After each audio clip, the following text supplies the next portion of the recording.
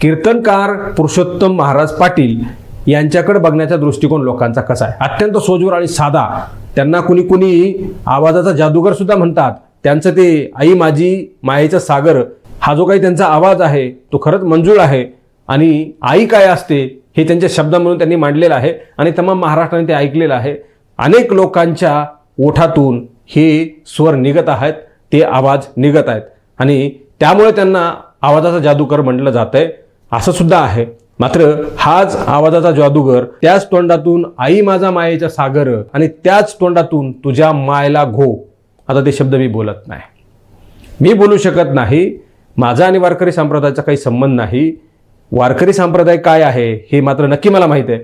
मात्र मी सुद्धा अशा प्रकारचे शब्द प्रयोग करू शकत नाही. तब्बल 1.5 मिनिटं महाराज न थांबता शिव्या देत होते. या सगळ्या शिव्या महाराज अत्यंत फार मोकळ्या मनानं देत होते. त्यांना वाटलं नाही की समोरचा व्यक्ती रेकॉर्ड करत असेल आणि त्याच रेकॉर्डिंगमध्ये ते असं म्हणतात की तुम्ही रेकॉर्डिंग करताय, जाणीवपूर्वक रेकॉर्डिंग करताय, आमच्यासारख्या लोकांची कशाला रेकॉर्ड करता, असं म्हणत असताना त्यांना रेकॉर्डिंग होते हे माहीत असताना महाराजांनी नॉनस्टॉप 1.5 मिनिटं शिव्या दिल्यात. त्याही तोंडातून शब्दप्रयोग काढू शकत नाहीत अशा प्रकारच्या शिव्या त्या ठिकाणी पुरुषोत्तम महाराज पाटील यांनी दिलेल्या आहेत. एकीकडं रसाळ आवाजामध्ये आई माझी सागर म्हणायचं, तर दुसरीकडं त्याच आईला घोडे लावायचे, त्याच आईच्या ज्या नाही त्या पार्टविषयी किंवा मग अवयवाविषयी जिथून आपला जन्म झाला त्याच योनीविषयी अशा प्रकारचे खालचे शब्द, त्यात पाय घालतो काय, काय करतो काय, घोडा काय, ह्या सगळ्या गोष्टी त्याच तोंडातून पुरुषोत्तम महाराजांनी वधून दाखवल्या, बोलून दाखवल्या.